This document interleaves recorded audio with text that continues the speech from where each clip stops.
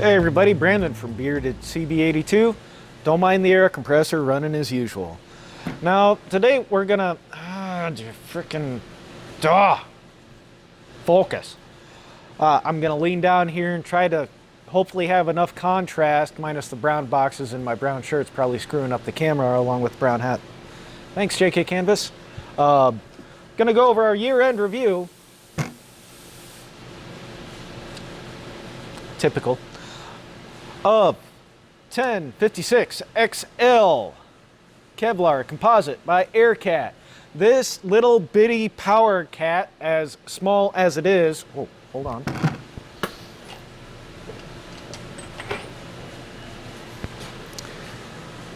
It's the same size as an 1 5/16 half-inch drive impact socket.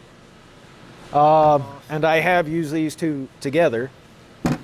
This one is got kind of a special place up inside the frame rail for getting starter bolts loose, up inside for the shocks on the semi-trucks.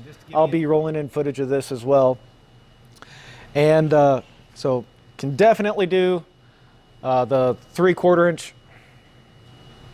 3/4 inch bolts, so it's 1 1/8.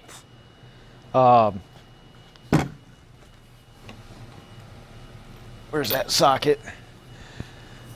1 1/8 nut, or basically bolt end for the socket, is used quite often on the shocks on these trucks. Anybody that's changed out shocks on a semi-truck understands that. No luck today. They understand that sometimes they can be rather stubborn, but if I've got a little bit of an issue with this, I'll just grab my regular straight walled and get in there. And if that doesn't work, I've got my snap-on, because sometimes some things just seize tighter than a drum and there's no amount of heat. Only shear force or cutting the bolt off that's really going to work on occasion when you do shocks on a semi-truck. Why? Well, let's take a little look-see. All the stuff that's right here on the back of this semi-truck, that's all road brine, just from the past few days. So, and that stuff gets everywhere. All the road debris, so brine, mag chloride, road salt, sand, all that crap, it can be a pain in the ass. And especially when you're dealing with shock bolts. The starter bolts are a little bit of a different issue. Sometimes you get a top one, which is just stubborn to get onto to begin with, and using an extension with any impact. I've even had to take a starter once all the way apart just to get up on it without any extensions, just to get the bolt out with my Snap-on PT850. Now, in with this comes cost. Cost on this runs anywhere from on sale $90 to $95-ish to about $105, maybe $110. If you were to drop, it comes with a factory 2-year warranty, so to drop $95 to $100 on this guy does not come with the boot. You have to find those anywhere $15 to $20. A number of websites sell them, multiple tool retailers, Amazon, which is where I got this one at. It would be money well spent. On the automotive side, I could honestly see where if you were to buy this, it would do, I would say, most anything for a lot of people. I mean, if you're doing tires all day, then you might want to, step up the game just a hair, just for the wear and tear purposes. If it's an all-day event, something that's built just a little bit bigger and will keep on beating away a little bit harder, I can see where that might be an issue. But as far as, the occasional taking of lug nuts off with this guy, not a problem. Nice for good close quarters.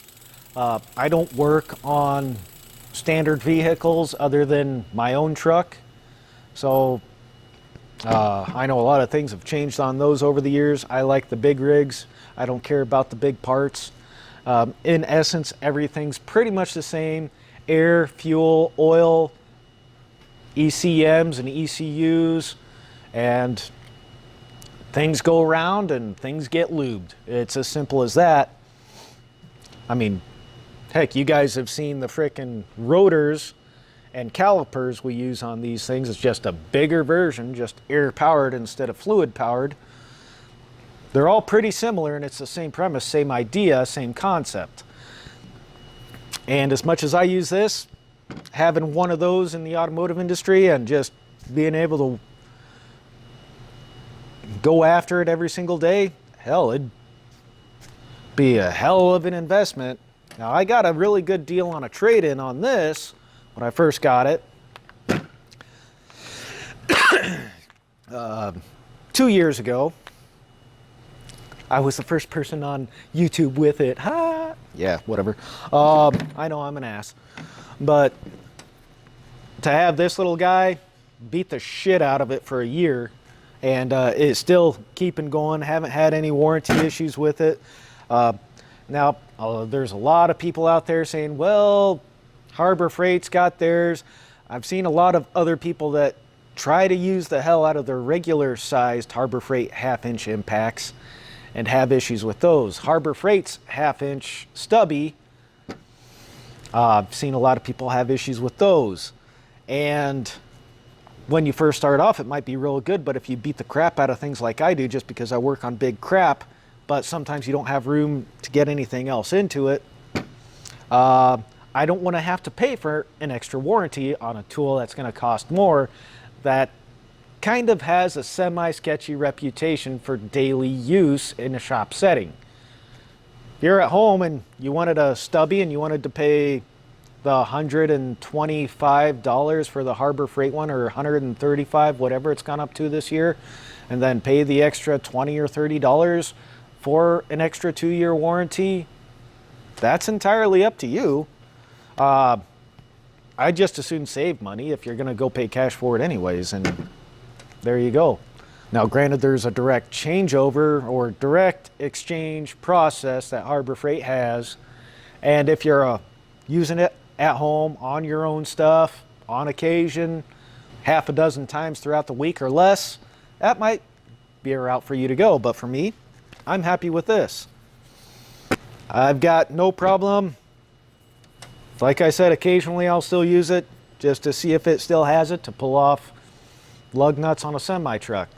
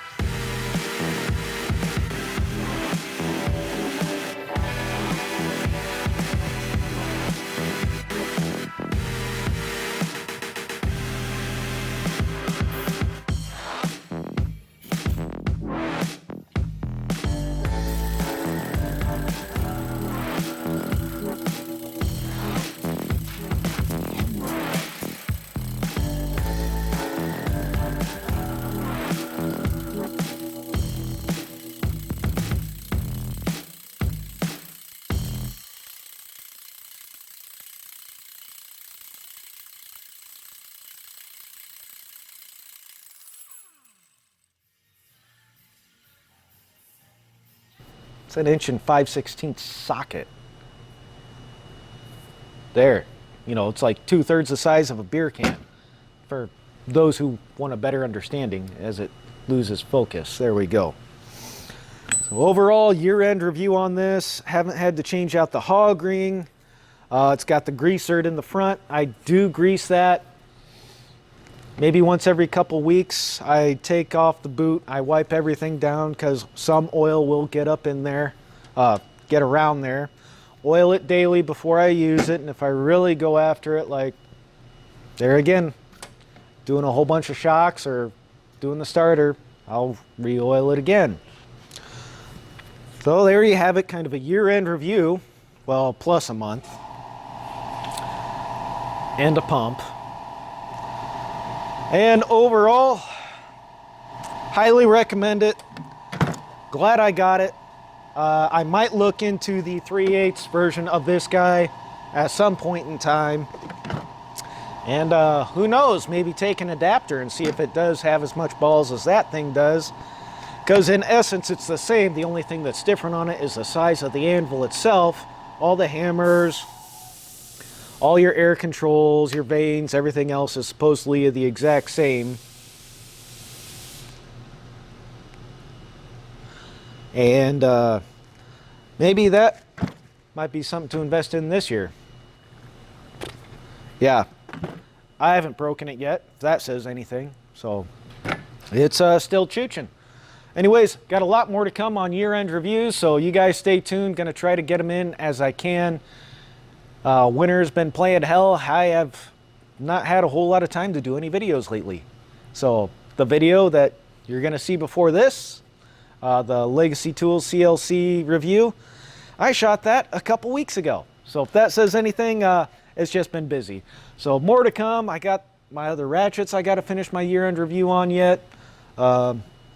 A lot of other stuff coming as soon as I get time to do it. So thank you all for your patience. And remember, shop safety is just as important as firearm safety. If you screw something up, somebody could die. So, and drive safe. And yeah, that's about it for this one. So we'll be breaking more stuff up later.